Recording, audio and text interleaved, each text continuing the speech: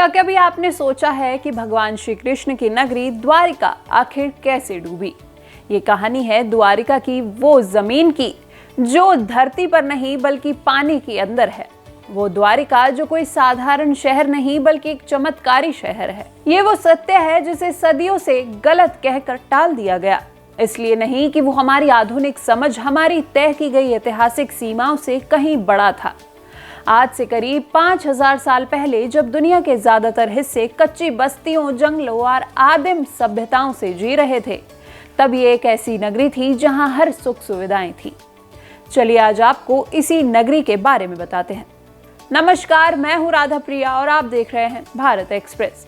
द्वारिका नगरी जिसको लेकर आज तक चर्चाएं चलती हैं, लेकिन इसको लेकर सबसे बड़ा सवाल ये है कि ये डूबी कैसे। इस नगरी में करीब 900 से अधिक भव्य महल थे, जो साधारण महल नहीं थे बल्कि ऐसे महल थे जिनकी दीवारें सोने और चांदी से दमकती थी, जिनके स्तंभ इतने ऊंचे थे कि मानो आकाश को छू रहे हों। यहाँ सड़कें इस तरह से बनाई गई थी कि सीधे समुद्र तक जाती थी। यहाँ विशाल बंदरगाह थे, जहाजों के लिए सुरक्षित गोदियां थी और दूर दूर से व्यापार के लिए लोग यहाँ आया करते थे।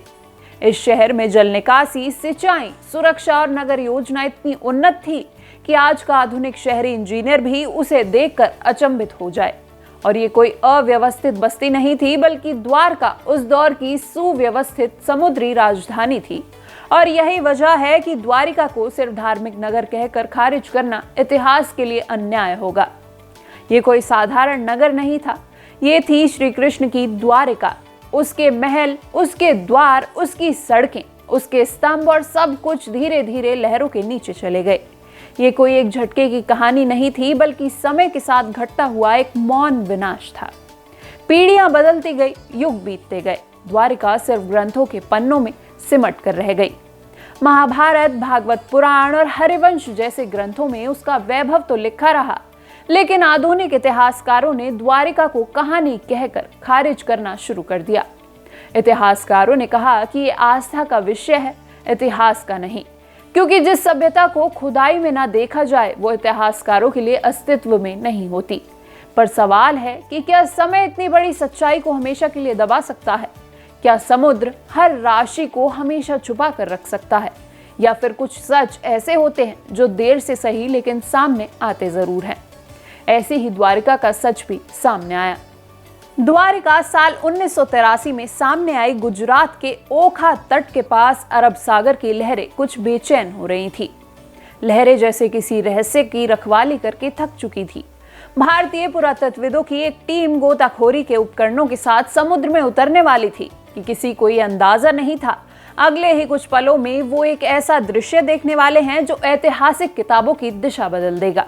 जैसे ही गोताखोर समुद्र की नीली गहराइयों में उतरे, रेत और चट्टानों के बीच कुछ ऐसा दिखाई दिया जो प्रकृति का काम नहीं लग रहा था। पत्थरों की सीधी कतारें, तराशे हुए खंभे, दीवारें जैसे ढांचे, उन्हें सब कुछ आसमान लग रहा था। उनके शरीर थमने लगे, सांसें रुकने लगी और दिमाग सिर्फ एक सवाल गूंज रहा था कि क्या ये वही द्वारिका है जिसे सदियों तक मिथक कहा गया था?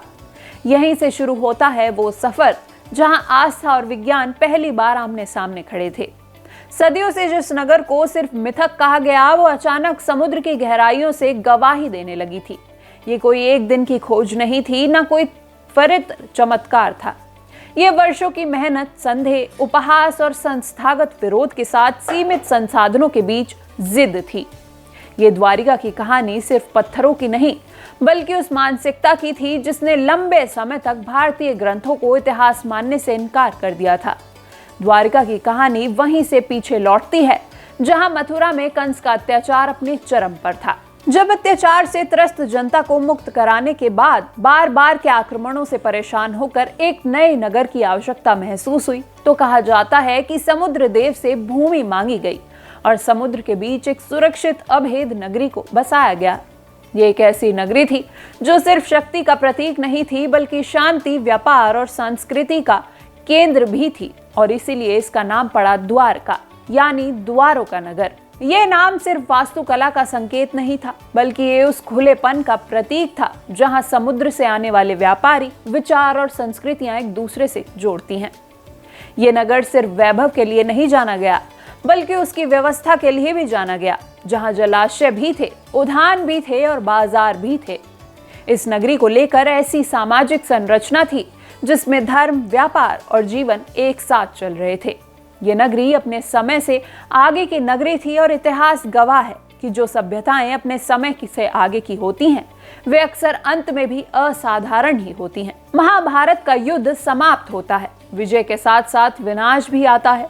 कुरुक्षेत्र की धरती लाशों, टूटे रथों और बिखरे अस्त्र शस्त्रों से भरी थी।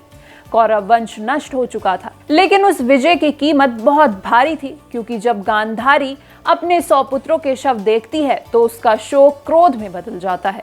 उसके शब्द कोई अंधविश्वासी श्राप नहीं थे, बल्कि नैतिक चेतावनी थी।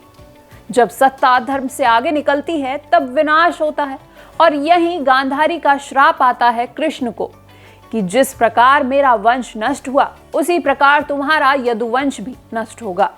ये किसी जादू का ऐलान नहीं था, ये उस समय के चक्र का उद्घोष था।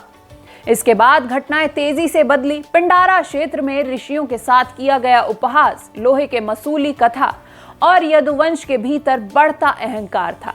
ये सब संकेत थे कि पतन बाहर से नहीं बल्कि भीतर से आएगा। उस क्षेत्र में हुआ वो अंतिम उत्सव कोई बाहरी आक्रमण नहीं था, बल्कि आत्म विनाश का दृश्य था, जहां भाई ने भाई पर वार किया। ये इतिहास का वो क्षण था जहां एक महान सभ्यता अपने बोझ से टूटने लगी थी, और फिर वो क्षण आया जिसे मृत्यु कहना अधूरा सच होगा। भगवान श्री कृष्ण का देह त्याग कोई समानंत नहीं था, वो एक अवतार का समापन था, एक युग का परिवर्तन था। उनके जाते ही द्वारिका का अंत भी तय हो गया। इसको लेकर ग्रंथ बताते हैं और विज्ञान भी पुष्टि करता है कि समुद्र का स्तर इसके बाद धीरे धीरे बढ़ा, लहरें नगर में प्रवेश करने लगी। ये कोई अचानक से आई सुनामी नहीं थी, बल्कि एक क्रमिक डुबाव था, मानो समुद्र अपना दिया हुआ भूभाग वापस ले रहा हो। कई सदियां बीती, कई युग बदले, द्वारिका की कथा बनने लगी, लेकिन समुद्र के नीचे पत्थर खामोश पड़े रहे। दीवारें, खंबे, बंदरगाह सब इंतजार करते रहे कि कोई आए, उनसे पूछे कि वो किस युग की कहानी है। और जब 20वीं सदी में विज्ञान ने उनसे सवाल किया तो उन्होंने जवाब भी दे दिया। समुद्री पुरातत्व, सोनार मैपिंग और कार्बन डेटिंग ने दिखाया कि समुद्र का स्तर 5 से 9 मीटर तक बढ़ा था। अवशेषों की तिथियां 1500 ईसा पूर्व से 3000 ईसा पूर्व तक जाती हैं। ये कोई बिखरी हुई बस्ती नहीं, बल्कि एक सुनियोजित शहर था। बंदरगाह था, जल निकासी थी, चौकोर पत्थर की नींव थी। इसके कार्बन डेटिंग से पता लगा कि द्वारिका की कहानी 5000 से 7000 साल पुरानी है। आज के हमारे इस एपिसोड में बस इतना ही। तब तक के लिए आप हमें इजाजत दीजिए। आगे ऐसे ही भक्तिभाव से जुड़ी कहानियों के लिए देखते रहिए हमारा रोज का एपिसोड धर्मगाथा, और जुड़े रहिए भारत एक्सप्रेस के साथ।